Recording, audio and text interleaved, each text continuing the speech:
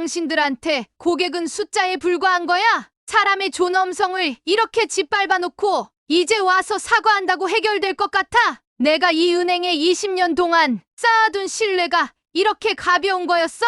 내 돈은 받아놓고 사람 대접은커녕 나를 길바닥으로 내쫓아 겉모습만 보고 사람을 판단한 당신들, 오늘이 이 은행의 끝을 알리는 시작이 될 거야. 내 자존심을 짓밟은 대가를 뼈저리게 느껴봐. 20년 동안 당신들을 믿고 거래했는데 결국 나를 냄새난다고 내쫓아. 오늘 당신들이 깎아내린 건 내 자존심만이 아니라 당신들 은행의 미래야. 20년 동안 믿고 거래했던 은행에서 길거리로 내쫓기는 굴욕.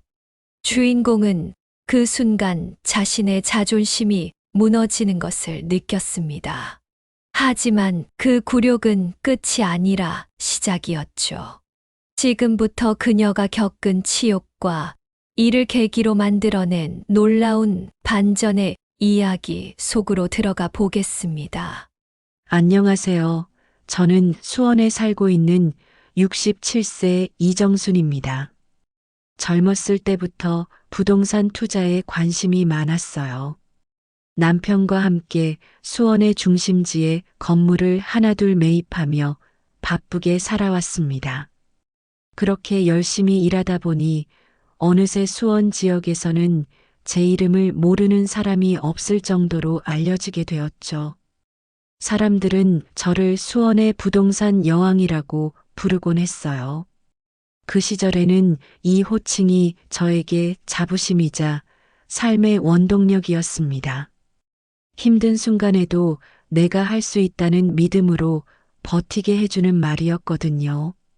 하지만 요즘은 그 명성이 저에게는 무의미하게 느껴질 때가 많습니다. 나이가 들면서 기억력이 점점 흐려지고 치매 초기라는 진단까지 받게 되었거든요. 처음에는 단순히 깜빡하는 정도라고 생각했어요. 나이가 들면 이럴 수도 있지 하고 넘기려 했습니다. 그런데 점점 평소에는 당연하게 생각했던 일들이 낯설어지기 시작했어요. 가끔은 제가 어디에 있는지조차 알 수 없어 불안감에 휩싸이곤 합니다. 머릿속이 자꾸만 혼란스러워지고 때로는 집이 어디인지도 기억나지 않을 때가 있어요. 가장 무서운 건 그런 순간들이 너무 자주 찾아온다는 겁니다. 제 이름을 사람들이 기억해 준다고 해서 제가 저 자신을 기억하지 못하는 두려움이 사라지진 않더군요. 그런데 얼마 전 제가 정말로 잊을 수 없는 굴욕적인 일을 겪었습니다. 수원에서 가장 믿었던 은행에서 냄새난다는 이유로, 그리고 치매 환자라는 이유로 냉대와 모욕을 받았던 일이에요. 제가 평생 동안 쌓아온 명성과 자부심이 그날 산산조각 나는 것을 느꼈습니다. 제 예금 100억 원과 임대료 통장을 모두 해지한 사건은 지역사회에 거대한 파장을 일으켰습니다. 은행은 하루 만에 수백억 원의 자금을 잃었고, 이를 시작으로 다른 건물주들과 부동산 업계 종사자들이 줄지어 계좌를 해지하기 시작했습니다. 수원의 주요 상가들과 고객들이 은행과의 거래를 중단하면서 지점의 예금 잔고는 한 달 만에 절반 가까이 줄어들었습니다. 이정순 여사님께 그런 대우를 했다면 우리도 거래를 끊어야지. 사람을 그렇게 무시하면서 돈만 밝히는 은행이라면 신뢰할 수 없어요. 은행 안에서는 연일 혼란이 이어졌습니다. 지점장은 매일 본사에 보고서를 올리며 대책을 논의했지만 이미 엎질러진 물이었죠. 이번 사태를 어떻게 수습할 겁니까? 지역 상권 전체가 등을 돌렸습니다. 본사에서는 감사팀을 급히 파견해 문제의 원인을 조사하기 시작했습니다. 감사팀은 문제의 지점장을 비롯해 저를 길거리로 내몰았던 직원을 불러 조사했습니다. 고객을 그런 식으로 대우하다니 이번 일로 은행이 입은 손실이 얼마나 큰지 아십니까? 그날 이후 지점장은 지방으로 좌천되었고 해당 직원은 직무에서 배제되었습니다. 저는 은행을 떠난 뒤 더 나은 선택을 하기로 마음먹었습니다. 이제는 단순히 돈을 맡기는 곳이 아니라 사람을 진심으로 대하는 은행을 선택해야겠어. 며칠 후 수원의 오래된 향토은행을 찾아갔습니다. 이 은행은 규모는 작지만 지역 주민들과 오랜 신뢰를 쌓아온 곳이었습니다. 은행장은 저를 반갑게 맞아주며 따뜻하게 손을 내밀었습니다. 어르신, 저희는 모든 고객님을 가족처럼 모십니다. 무엇보다 마음 편히 거래하실 수 있도록 최선을 다하겠습니다. 그 진심 어린 말에 저는 오랫동안 쌓인 마음의 응어리가 조금씩 풀리는 것을 느꼈습니다. 그날 저는 이 은행의 새로운 계좌를 개설했습니다. 새로 문서를 작성하고 계좌를 열며 비로소 마음속의 짐을 내려놓을 수 있었습니다. 은행에서 받은 굴욕과 아픔을 가만히 삼키고만 있을 수는 없었습니다. 저는 제 아들과 상의 끝에 치매 환자와 그 가족들을 위한 지원 재단을 설립하기로 결심했습니다. 내가 겪은 서러움과 고통을 다른 사람들이 겪지 않도록 도와야겠다. 저는 제 자산 일부인 50억 원을 기부하여 재단 설립을 추진했습니다. 재단은 치매 환자와 그 가족들을 돕기 위해 복지시설을 마련하고 상담소와 쉼터를 운영할 계획이었습니다. 길을 잃고 방황하는 치매 환자들이 더 이상 두려움 속에 살지 않기를 바랍니다. 재단 설립 소식이 전해지자 많은 사람들이 저의 결단에 감탄했습니다. 어르신의 용기와 따뜻한 마음이 참 대단합니다. 치매로 고통받는 분들에게 큰 희망이 될 거예요. 재단의 첫 번째 프로젝트는 치매 환자와 노약자를 위한 금융 서비스 개선이었습니다. 제가 새로 거래를 시작한 향토은행은 치매 환자 전용 창구를 마련하고 직원들에게 치매 관련 교육을 시행했습니다. 이제 누구나 존중받는 금융 서비스를 받을 수 있어야 합니다. 이 이야기는 지역 사회를 넘어 전국적인 반향을 불러일으켰습니다. 사람들은 겉모습으로 판단하지 말라는 교훈을 되새겼고 금융권은 더욱 인간적인 서비스를 제공하려는 움직임을 보이기 시작했습니다.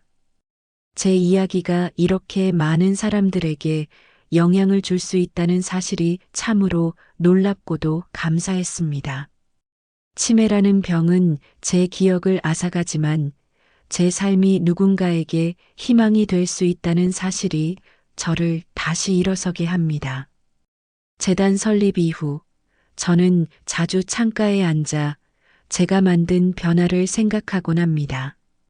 내가 겪은 모욕이 다른 사람들에게는 희망과 기회가 되었구나. 비록 치매라는 병이 제게서 많은 것을 앗아가고 있지만 그것이 제 삶의 끝은 아니라고 믿습니다. 저는 아직도 세상에 무언가를 남길 수 있다고 제 자신에게 매일 다짐합니다. 오늘은 그 이야기를 여러분께 들려드리려고 합니다. 저의 이야기를 끝까지 들어주시고 공감이 되신다면 따뜻한 댓글과 함께 구독과 좋아요를 부탁드립니다. 여러분의 응원은 저에게 큰 힘이 됩니다. 지금은 치매 초기라는 진단을 받아 조금씩 기억을 잃어가고 있지만 젊었을 때의 저는 누구보다 활기차고 열정적인 사람이었던 67세 이정순이라고 합니다. 제 이야기를 제대로 이해하시려면 저의 과거를 조금 들려드려야 할 것 같아요. 20대 초반 저는 남편과 함께 작은 전셋집에서 시작했어요. 그때 저희는 가진 것이라고는 꿈과 서로에 대한 믿음뿐이었죠. 돈이 없어서 신혼여행조차 갈 수 없었고 결혼식도 조촐하게 치렀습니다. 하지만 남편과 저는 항상 우리도 잘 살 수 있어라는 말을 입버릇처럼 되뇌며 서로를 위로하고 격려했어요. 남편은 참 성실한 사람이었습니다. 항상 새벽같이 나가서 밤늦게까지 일했고 저는 남편이 번 돈을 아껴 쓰며 조금씩 저축을 했어요. 그렇게 첫 번째 기회가 찾아왔습니다. 수원 시내에 있는 낡은 가게를 매입할 수 있는 기회였어요. 은행에서 돈을 빌려야 했지만 저희는 한치의 망설임도 없이 계약서에 도장을 찍었습니다. 처음 가게를 매입한 날 남편과 저는 그 낡은 건물을 보며 손을 맞잡고 눈물을 흘렸어요. 이게 우리의 시작이야. 앞으로 더 열심히 하자. 그렇게 밤낮 없이 일하면서 첫 건물을 안정적으로 운영하기 시작했고 몇 년이 지나 두 번째 건물을 살 수 있는 여유가 생겼습니다. 가게 하나가 두 개가 되고 두 개가 세 개가 되면서 우리는 조금씩 안정된 생활을 만들어 갔어요. 30대 후반이 되었을 무렵 저는 부동산 투자에 깊은 관심을 가지게 되었어요. 수원의 곳곳을 직접 돌아다니며 좋은 입지를 가진 건물들을 살펴보고 매입할 만한 가치가 있는 곳을 찾아다녔습니다. 하루에 몇 시간씩 시장 조사를 하고 발이 부르트도록 걸으면서 자료를 모았어요. 남편은 항상 제가 이런 열정을 가지고 일을 한다는 것을 자랑스러워했죠. 그 결과 40대에 접어들었을 때는 이미 수원 중심가의 주요 건물 몇 채를 소유하게 되었습니다. 당시 사람들은 저를 수원의 부동산 여왕이라고 불렀어요. 이 호칭이 저는 부끄럽지 않았습니다. 힘들게 노력해서 얻어낸 결과였기 때문이에요. 하지만 행복한 날들만 있었던 것은 아니었습니다. 남편은 10년 전 갑작스럽게 병으로 세상을 떠났습니다. 그때 저는 인생에서 가장 큰 시련을 겪었습니다. 남편 없이 세상을 살아가야 한다는 사실이 믿기지 않았고 모든 것이 두렵고 막막했습니다. 남편과 함께했던 시간들을 떠올리며 매일 밤 눈물을 흘리던 시절이 있었어요. 하지만 제가 좌절하고 있을 수는 없었어요. 남편이 남긴 것들, 그리고 우리가 함께 쌓아온 시간들을 지키기 위해서라도 저는 더 강해져야 했습니다. 그 후로는 아들이 저에게 큰 힘이 되어 주었습니다. 아들은 부동산 중개업을 하며 저를 도왔고 저희는 함께 안정적인 임대 사업을 운영하게 되었습니다. 아들은 아버지를 대신해 저의 든든한 버팀목이 되어 주었어요. 그렇게 세월이 흘러 어느덧 60대 후반이 되면서 저는 이상한 변화를 느끼기 시작했습니다. 처음에는 작은 것들이었어요. 중요한 약속이 갑자기 기억나지 않거나 지갑을 어디에 뒀는지 찾아 헤매는 일이 늘어났습니다. 가끔은 아들이 말하길 제가 방금 했던 말을 또 하고 또 한다고 했어요. 병원에서는 치매 초기라는 진단을 내렸습니다. 그 말을 들었을 때 제 세계가 무너지는 것 같았습니다. 제가 젊은 시절부터 쌓아온 모든 것이 이제는 제 기억 속에서도 점점 사라져갈 것이라는 두려움이 밀려왔어요. 그래서 저는 스스로를 다잡으며 모든 일을 조심히 하고자 노력했습니다. 하지만 아무리 조심하려 해도 제 기억은 점점 더 희미해져 갔습니다. 어느 날은 집 주소가 기억나지 않아 한참을 길에서 방황하기도 했고 또 어느 날은 누군가 제게 말을 걸 때 그 사람이 누구인지 기억나지 않아 당황스러웠습니다. 이렇게 평범한 하루하루를 보내던 중 얼마 전 저는 제 인생에서 가장 수치스러운 일을 겪게 되었습니다. 그날의 기억은 지금도 생생합니다. 제가 치매 환자라는 이유로 사람들에게 무시받고 제가 평생 거래해온 은행에서 모욕을 받았던 일입니다. 이제부터 그 이야기를 본격적으로 들려드리겠습니다. 그날은 한여름의 폭염이 온 도시를 뒤덮었던 날이었어요. 땀으로 끈적해진 피부와 후끈 달아오른 아스팔트에서 올라오는 열기에 숨조차 쉬기 어려웠습니다. 저는 너무 답답해서 집 밖으로 나섰습니다. 한 바퀴 돌고 오면 기분이 나아지겠지 하고 가벼운 마음으로 길을 나섰죠. 처음에는 익숙한 골목들을 걸어 다녔어요. 사람들의 웃음소리, 간판에서 번쩍이는 네온 사인, 지나가는 차들의 경적 소리까지 모든 것이 평소와 다를 바 없었는데 갑자기 제 발길이 머뭇거리기 시작했습니다. 어느 순간 주변 풍경이 낯설게 느껴졌습니다. 이 길이 아닌가? 아니, 이쪽이 맞을 텐데. 혼잣말을 내뱉으며 몇 발짝 더 걸었지만 점점 확신이 없어졌습니다. 머릿속이 하얘졌어요.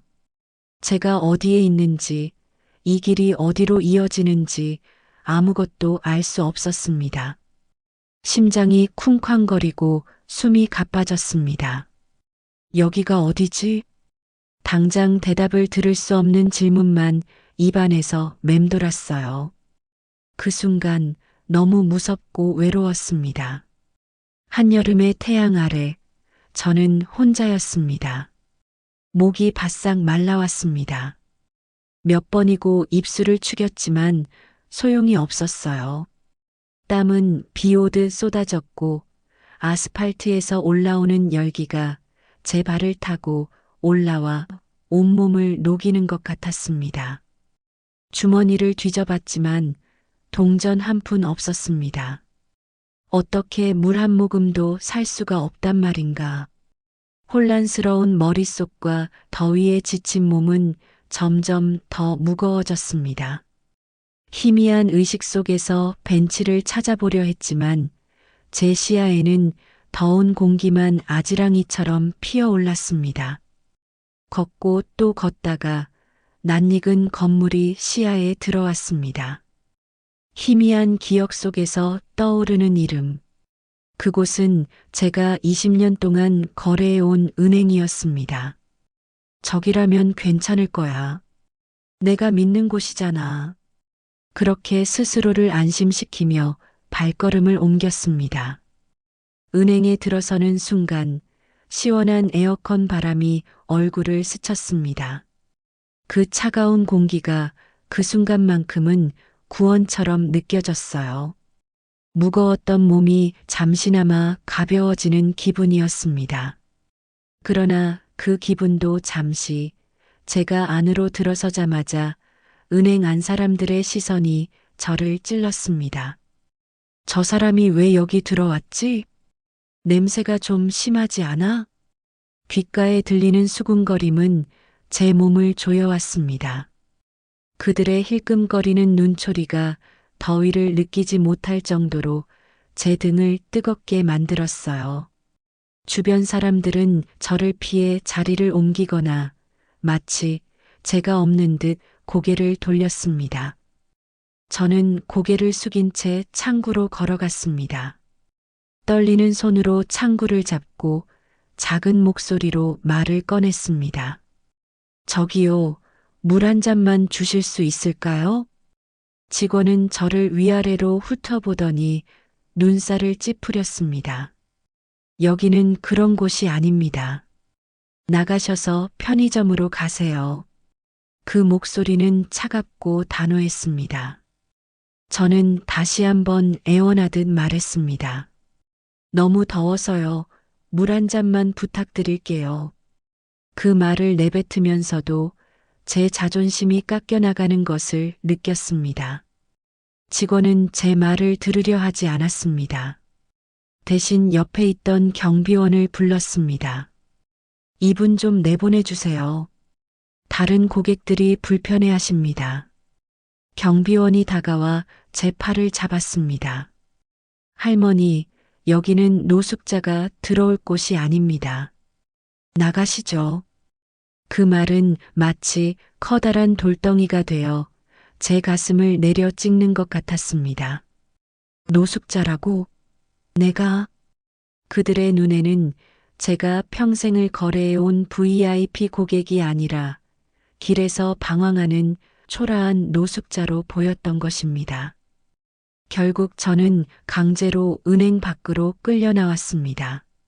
문턱을 나서는 순간 발이 비틀거려 넘어지고 말았어요. 뜨거운 아스팔트 위로 무릎이 부딪히며 상처가 났습니다. 넘어진 채로 주변을 둘러보니 사람들은 저를 힐끗거리며 지나갔습니다. 누군가는 손을 내미는 대신 거리를 두며 제게서 멀어졌습니다. 뜨거운 땅 위에서 저는 무릎을 감싸 쥔 채 한참 동안 일어나지 못했습니다. 그러나 그 순간 머릿속에 번쩍하며 정신이 돌아왔습니다. 내 이름은 이정순. 수원에서 가장 믿음직한 은행이라 생각하고 20년 동안 거래한 사람이 나잖아. 제 자존심과 정체성이 기억 속에서 떠올랐습니다. 이 은행에 내 이름으로 된 예금만 500억 뿐만 아니라 건물에서 들어오는 임대료 액수도 무시할 수가 없는데 물 한 잔만 달라는 고객에게 이렇게 대하다니. 제 자신에게 속삭이듯 내뱉었지만 그 말은 제 가슴에 불을 지폈습니다. 눈가에 뜨거운 눈물이 맺혔습니다. 분노와 서러움이 한꺼번에 밀려왔습니다. 내가 평생 거래해온 은행에서 이런 대우를 받다니. 그 사실이 견딜 수 없이 아팠습니다. 저를 내쫓은 직원은 여전히 유리문 너머에서 다른 고객들과 웃으며 대화하고 있었습니다. 그 모습을 보자 가슴 한쪽이 찢어지는 것 같았습니다. 이 사람들에게 나는 그냥 한 명의 초라한 노인일 뿐이구나. 저는 무릎의 통증을 견디며 천천히 자리에서 일어났습니다. 그리고 결심했습니다. 이대로는 절대 물러서지 않을 거야. 집으로 가는 길, 저는 온몸이 무겁고 마음은 텅 빈 듯 했습니다.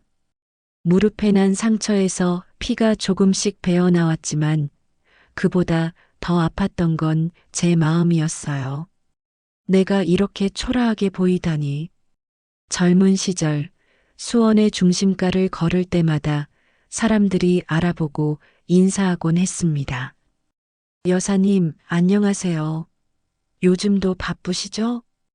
이름을 부르고 고개를 숙이며 지나가던 사람들.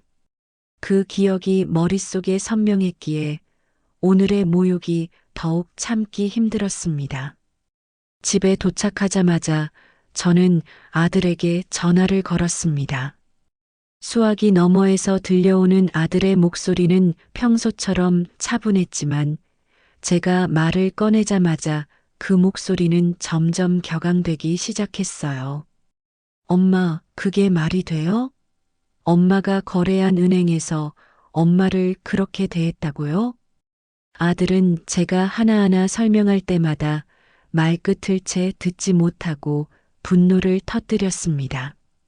어떻게 그런 대우를 할 수가 있죠? 제가 당장 해결할게요. 엄마, 걱정 마세요. 다음 날 아침 아들은 서둘러 집으로 찾아왔습니다. 평소에는 차분하고 논리적인 아들이었지만 그날만큼은 감정을 억누르지 못하고 있었습니다. 엄마, 제가 그 은행과의 모든 거래를 끊겠습니다. 그런 대우를 받고도 가만히 있을 순 없어요. 저는 잠시 머뭇거리며 말했습니다.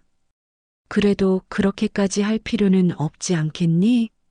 오랫동안 거래한 은행인데. 하지만 아들은 단호했습니다. 엄마, 그게 중요한 게 아니에요. 엄마가 그들에게 어떤 사람이었는데요? VIP 고객으로서 존중받아야 할 엄마를 노숙자로 취급하고 내쫓기까지 했잖아요. 절대 그냥 넘어갈 수 없습니다. 아들의 결심은 확고했습니다. 그날로 아들은 은행에 강력한 대응을 하기 시작했습니다. 은행의 지점장에게 직접 전화를 걸어 예금과 임대료 통장을 모두 해지하겠다고 통보했어요. 이정순 여사님 이름으로 된 모든 계좌를 해지하겠습니다. 예금액과 임대료, 통장은 오늘 중으로 정리해 주세요. 지점장은 처음에는 대수롭지 않게 생각했지만 금액을 확인한 후 목소리가 떨리기 시작했습니다. 잠시만요, 고객님. 혹시 무슨 오해라도 있으셨다면 풀 수 있도록 제가 직접 찾아뵙겠습니다. 정말 죄송합니다. 하지만 아들은 냉정하게 말했습니다. 늦었습니다. 더 이상 당신들과 거래할 생각 없습니다. 고객을 겉모습으로 판단하는 은행과는 끝입니다. 그뿐만 아니라 아들은 지역 부동산 업계에도 이 일을 알렸습니다. 이번에 저희 어머니가 은행에서 이런 일을 당하셨습니다. 저희는 해당 은행과의 모든 거래를 중단하기로 했어요. 다른 분들도 함께 검토해 주셨으면 합니다. 수원의 부동산 업계는 오래전부터 저와 깊은 연대를 유지하고 있었습니다. 이 소식이 전해지자 많은 건물주와 중개업자들이 분노하며 함께 뜻을 모았습니다. 어르신께 그런 대우를 했다니 우리도 그 은행에 예금이 있는데 전부 빼야겠어. 맞아요. 사람이 먼저지. 그 은행과 더 이상 거래할 이유가 없어요. 지역 부동산 업계는 은행과의 거래를 전면 중단하기 시작했습니다. 제가 운영하던 건물들의 임대료 통장도 전부 다른 은행으로 옮겨졌습니다. 우리가 이렇게 하나로 뭉치지 않으면 이런 부당한 대우는 계속될 거예요. 저와 부동산 업계가 거래를 끊으면서 해당 은행은 큰 타격을 입었습니다. 그 은행이 수원의 부동산 여왕을 쫓아냈다며? 치매 환자를 길바닥에 내쫓았다는 소문이 돌던데. 소문은 빠르게 퍼졌습니다. 수원 중심가의 상가들이 줄지어 계좌를 해지하기 시작했고 은행의 예금 잔고는 급속히 줄어들었습니다. 수백억 원에 달하는 예금과 임대료 수수료가 한꺼번에 끊기자 은행은 심각한 위기에 처했습니다. 본사에서도 이 사태를 심각하게 받아들였습니다. 지점장은 물론 해당 직원까지 감사팀에 불려가 조사를 받았습니다. 어떻게 이렇게 대처할 수 있습니까? 이번 일로 우리 은행이 얼마나 큰 손실을 입었는지 아십니까? 해당 지점의 예금 잔고는 한 달 만에 50% 가까이 감소했고 직원들은 초조한 얼굴로 하루하루를 보냈습니다. 지점장은 결국 지방으로 좌천되었고 문제의 직원은 직무에서 배제되었습니다. 은행에 마지막으로 방문했을 때 저는 모든 계좌를 해지하며 마지막 서류에 사인했습니다. 지점장은 연신 사과하며 고개를 숙였지만 저는 단호하게 말했습니다. 괜찮습니다. 이제 이 은행에 제 돈을 예금할 일은 더 이상 없을 겁니다. 고객을 존중하지 않는 곳에는 더 이상 함께 할 이유가 없습니다.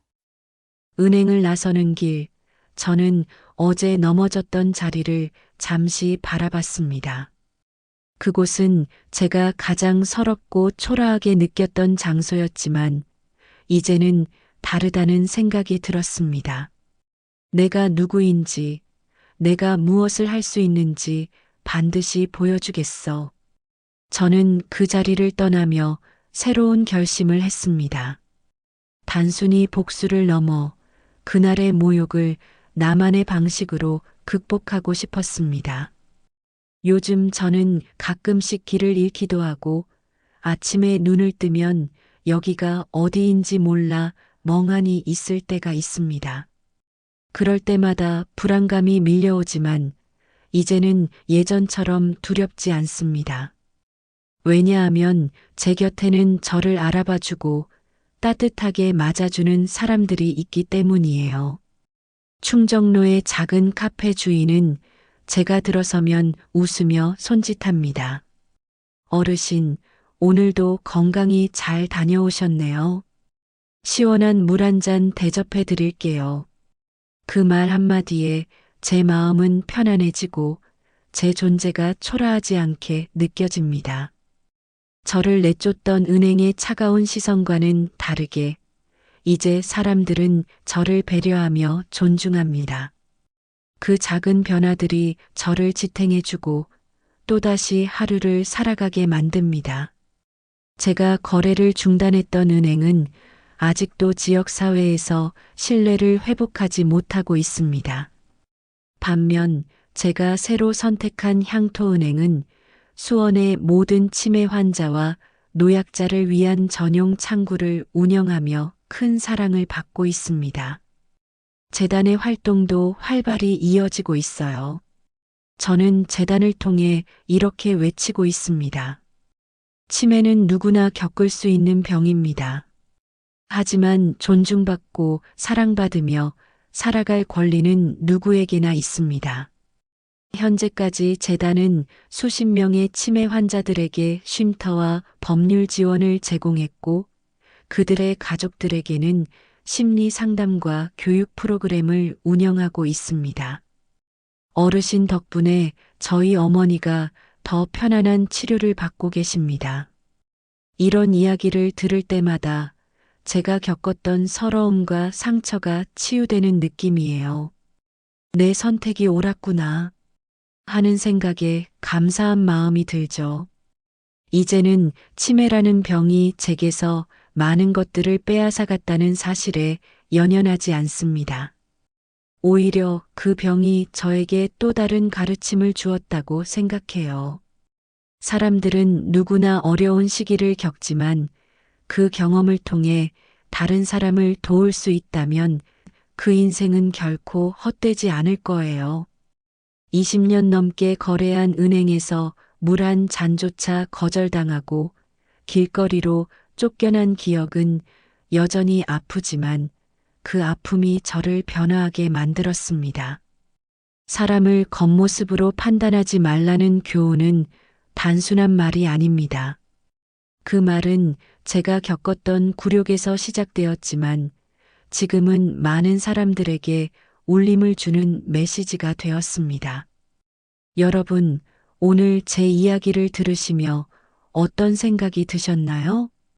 혹시 비슷한 경험을 하셨거나 저의 이야기에 공감하셨다면 댓글로 여러분의 생각을 나눠주세요.